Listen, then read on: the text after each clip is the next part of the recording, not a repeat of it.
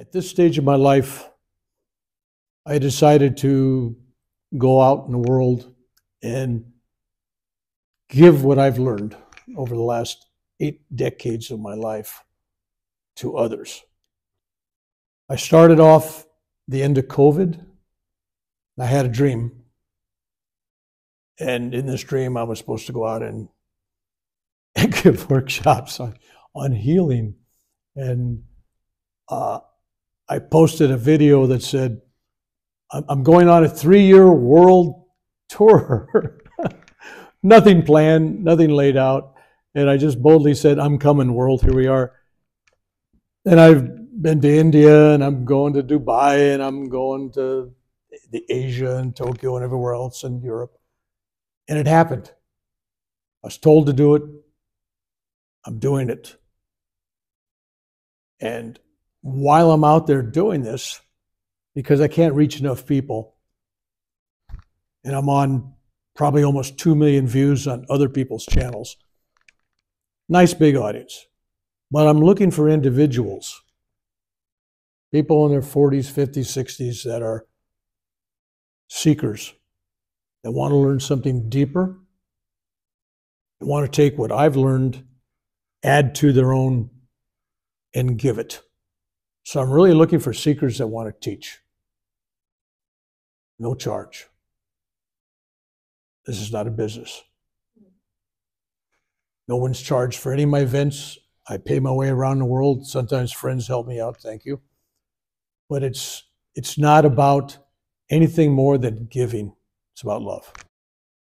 As I travel around the world, and I mean literally travel around the world, I found that the greatest disease of the world, the greatest, is lack of self-love. People do not love themselves. And yet they want to give love to others. You cannot give what you don't have. If you don't love yourself, you cannot love others. If you cannot forgive yourself, you truly can't forgive others. And the real key is, if you don't appreciate everything that life gives you as a gift, not as other people teach, a lesson. Oh, it's a lesson. It's a gift. Even cancer, even so-called bad things, it's all a gift. Your job is to find out what that gift is. You've come in today. Today is kind of an introduction.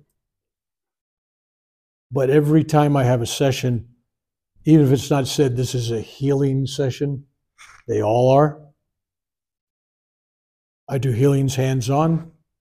I do healings hands-off. But most healing is done with the most powerful instrument of all, the eyes. Some of you may have already been uneasy, like, what's he looking into me this morning? As you walked in, every one of you, I made contact with the eyes. That's where the true healing happens. And if you're receptive and you have an open heart chakra, you'll receive a healing today. You don't have to wait till tomorrow or through Sunday. This is all about self-love, realizing that God is within each of us, that each of us is in the presence of God because that's our higher self. I'm going to say something, and it may not sound well in German, but basically, if you believe it, it's real. If you believe it, it'll happen. Believing is more important than wanting to believe. Everybody wants to believe. That's called faith. I have faith, I believe in miracles. No, you don't. But when you know the sun's coming up tomorrow, you know you're going to be healed, you know that there's love there. Knowing is different than believing. And when you believe in things like children do, your heart chakra is open and you see things. So it's not, if I see it, I'll believe it. It's, if I believe it, I will see it. This deals with my time, one of my many times in India, I was there for 2011. I just left Germany, Munster, where I gave a workshop. That's another whole story. Got to India and I had a major heart attack. And I was coming home to America from India. And I'm at the ashram packing up my bags, ready to leave. And the guru's wife told me, "We'll wait here. We're going to go." And it was a room full of devotees of this guru. Some had been meditating a little time, some a long time, some very serious.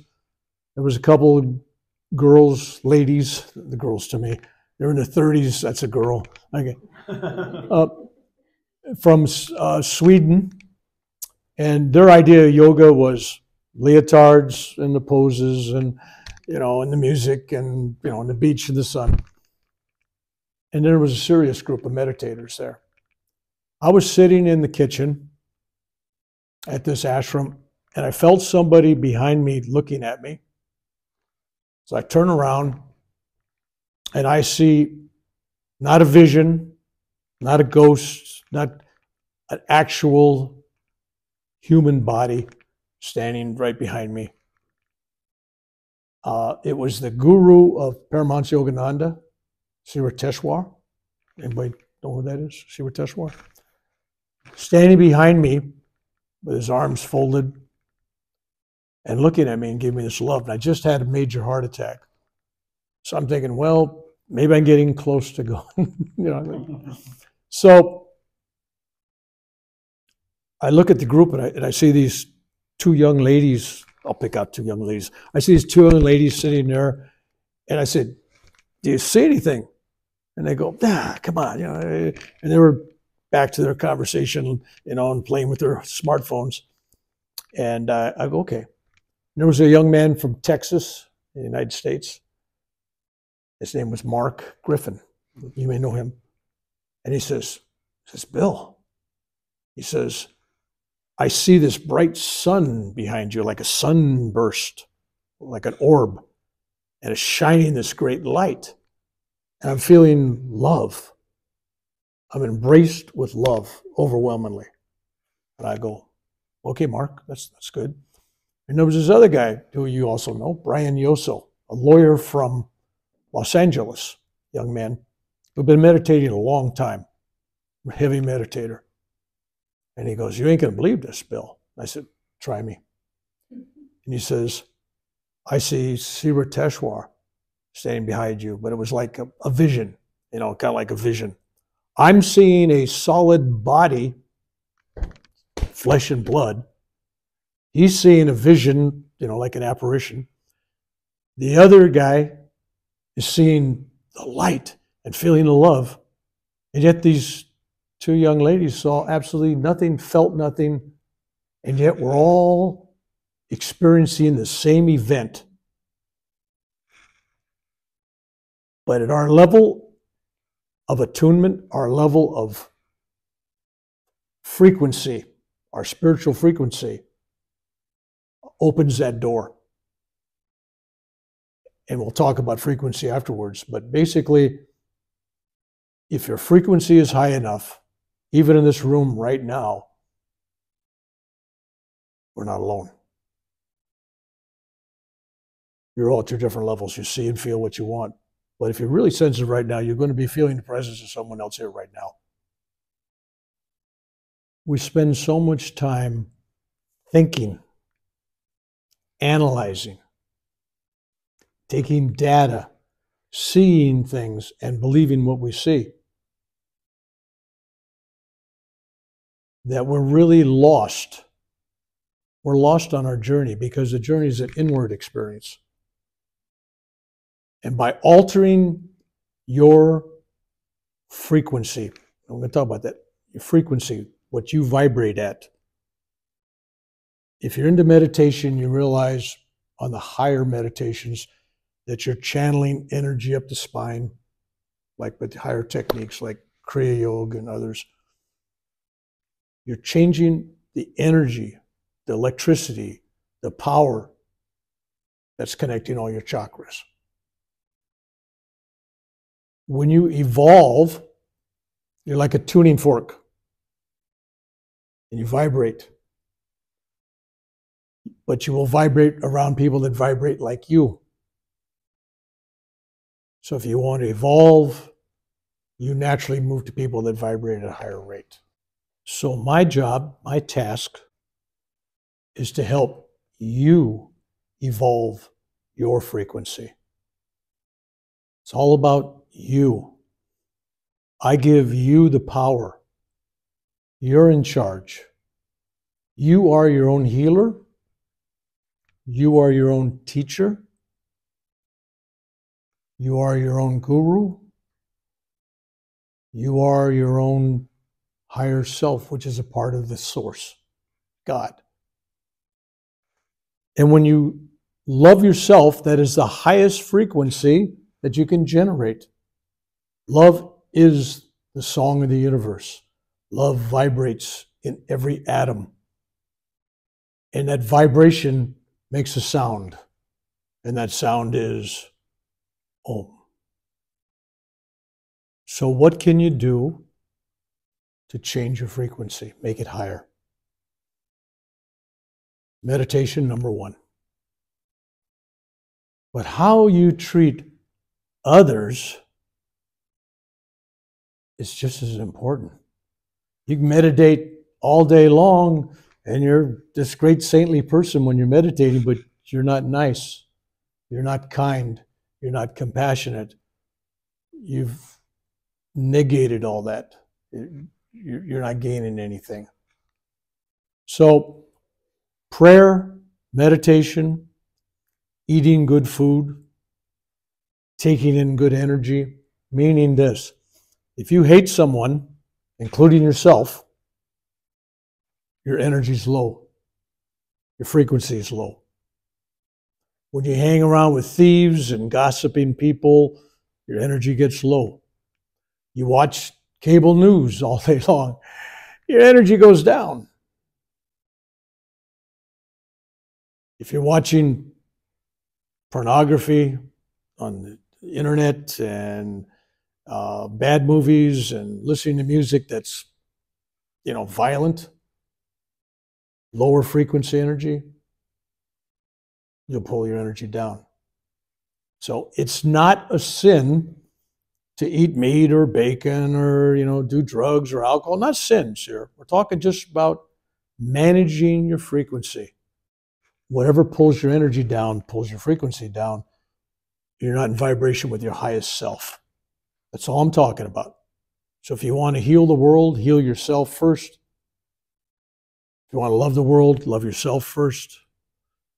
That is all part of changing the frequency. And as I go from group to group, changing your frequency, that adds to the whole frequency change of the world. Even if it looks like a little bit, it's a positive thing. The big question that most everybody has, really, why are we here? What's our purpose? Or as they say in India, what's my dharma? What's los, right? What's going on? It's really not that complicated.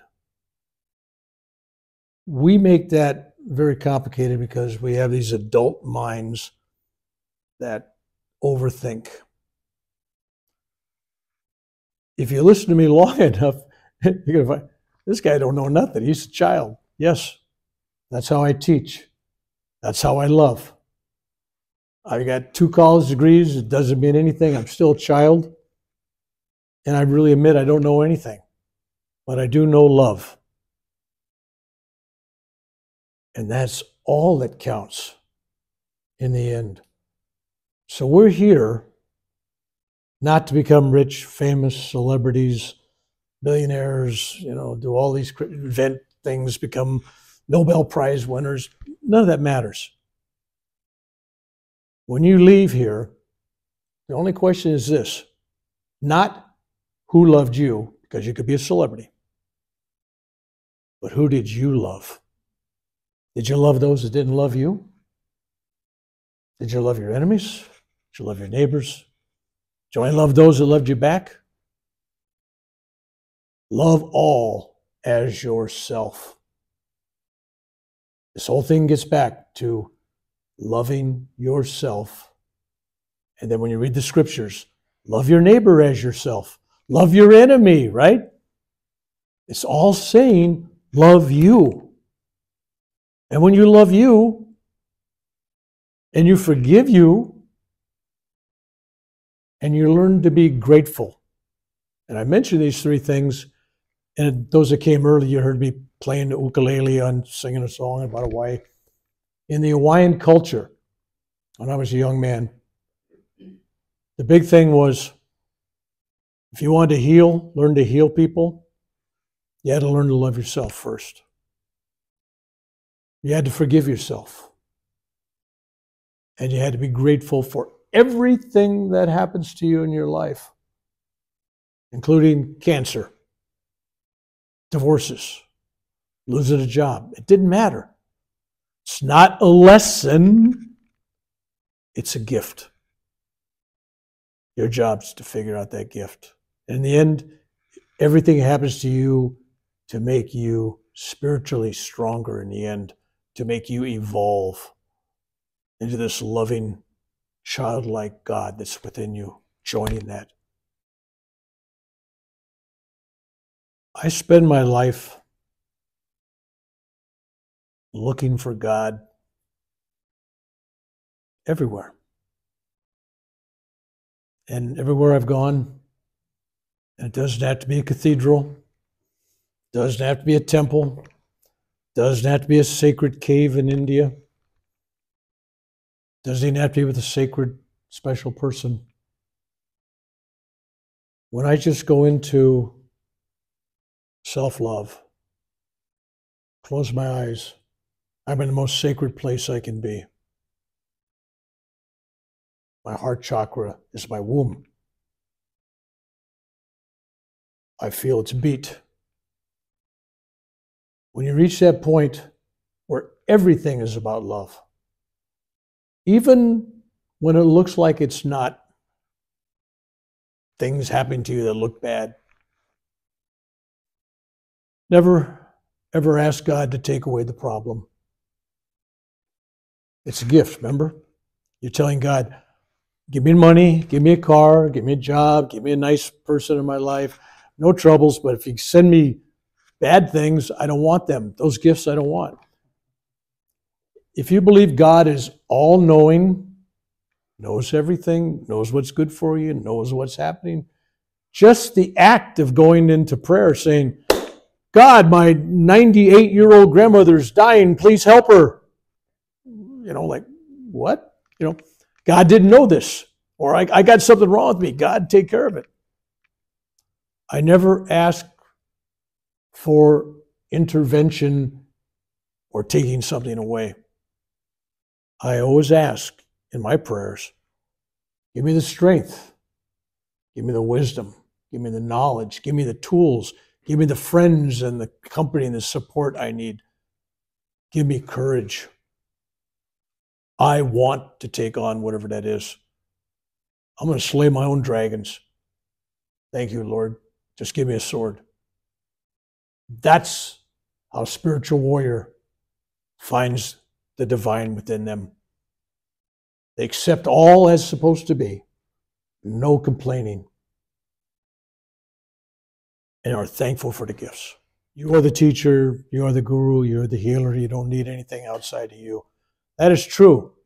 But when a baby comes into this world, that's all true of them, but they need a mother and a father and somebody to give them education, and they move up the steps of life till they become that person that doesn't need that exterior help. It's like a stairway to heaven.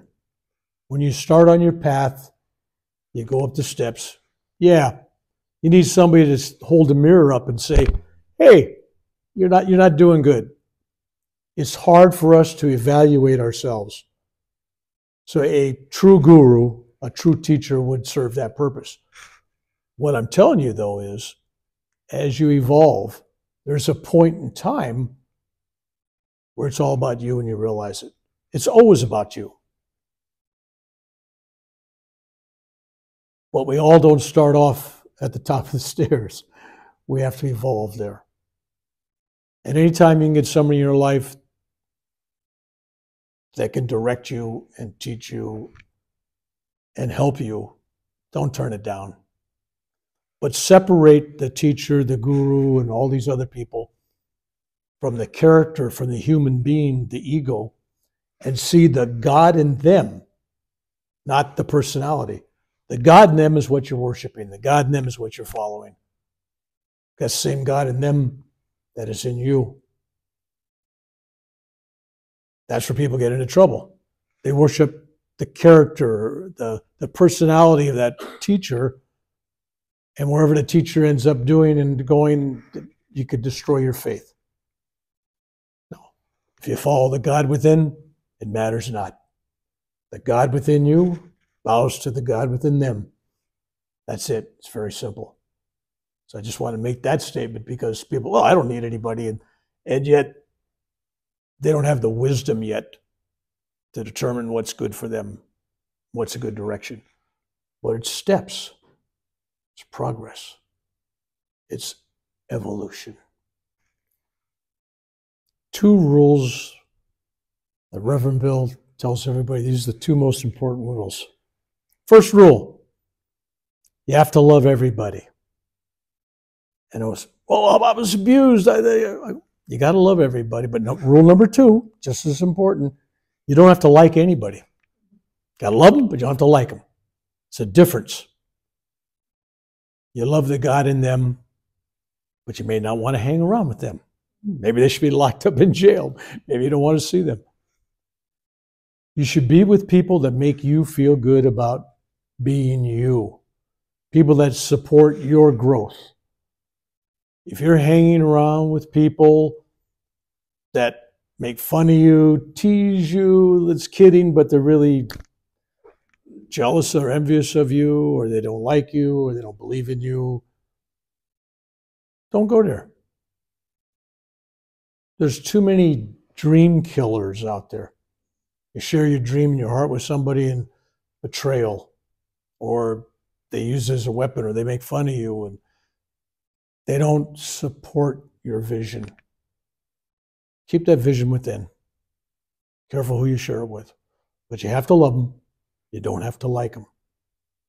Important. I talked about loving yourself. I mentioned forgiving yourself, but I didn't talk about it. Forgiving yourself is the most important thing. Everybody has done something, and Santa Claus knows who did what, right? So, if you can't forgive yourself, you're saying, well, God can forgive me, but I'm too good. I got a higher standard. I don't forgive me, right? You got to forgive yourself. Without doing that, you're in a prison. You don't move forward. You make a mistake. You got to go, I made a mistake. You got karma. There's the debt. You know, if I eat 10,000 extra calories a day, I can forgive myself, but I'm still going to gain weight, right? So, but you got to, someplace along the line, you got to say, it's okay. I'm only human. It's okay. Forgive yourself. And when you can forgive yourself, only then can you forgive others. And when you forgive others, you're not doing it for them.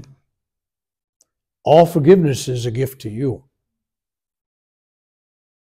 Somebody did something to you 20 years ago, and it's in your mind, you think about it every week, guarantee they haven't given it a second thought. But you've thought about it for 20 years, and it just, how could my father, my uncle do this to me? How could this happen? How my husband do this? Let it go. You've given them 20 years of your life of thinking about it. You have punished yourself. They don't care. People do things to you. They don't give a second thought. But forgiving people doesn't mean, David, forgive me. You did this to me, but I forgive you. David's going to go, what kind of ego is this? What did I do to you, right? So it's not about telling people you forgive them. There's a time and a place for that. only when asked for. This is a heart thing. In my heart, I've forgiven you. Doesn't mean I want to associate with you. If you cheated me out of money, I don't want to do business with you anymore. Or I divorced you, I don't want you around. But I forgive you. Move on. Cut the ropes and the chains. You are the prisoner, not them. When you forgive them, you're free.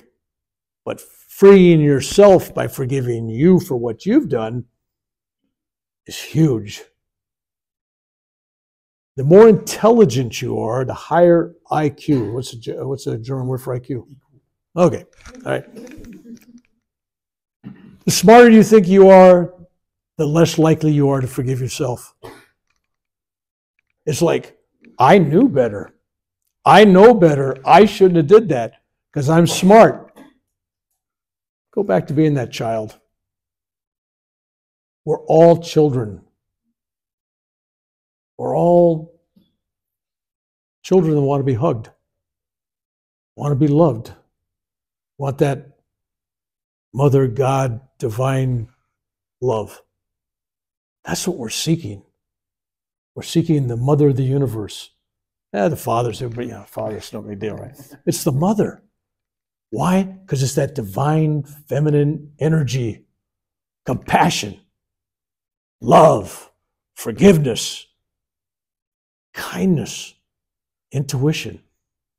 And for us guys, we got to go, there's some power there. We're even seeking that. Men thinking, analyzing, fixing. Tell me a problem, I'll fix it. A woman you tell a problem to, they listen. A man you tell a problem to, they want to fix it, right? Difference. I want to thank all of you for coming today. I hope that you find value in this opening. This is just an opening to come tomorrow. Tomorrow's the heart of what I'm doing. Tomorrow's about self-healing.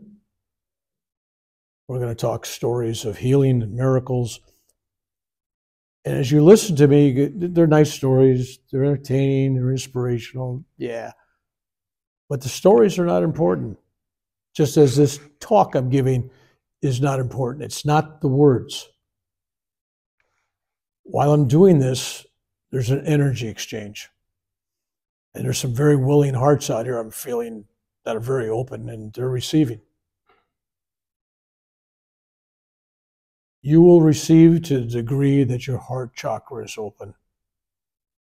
I'm here to give you everything I can. When I die, I want no secrets left. Here's what I've done to make my life better. Here's what I'm sharing with you. Take it, run with it, do something with it. Become a true lover of God, starting with loving yourself. If you love that part of you, you'll see it in everyone. I see it in all of you because I look at you as an expression of myself. You are me. And if you're looking at me, you should be seeing yourself. There's nothing outside of me, outside of you. This is not I. This is us. We. What's the German word for that? Yeah. All right. So this is oneness. And when you see the Czech Republic, America, Canada, British, the Russians, it's all one. It's one world. Somebody drew lines on the globe. It's all us. There are no chosen people, nobody special, because we're all special. And if we're all special, then nobody's special. So take your choice. Either nobody's special or we're all special. God loves us all. God has no religion but love. If you're practicing love and you've added that to your religious beliefs, have fun. If whatever religion you follow makes you happy, I'm happy. Because it's all about love. So pick and choose what you want to believe in. It's up to you. God don't care. None of us are going to hell. Because it's all us. It's all God. Know that you're loved. Know that I love you.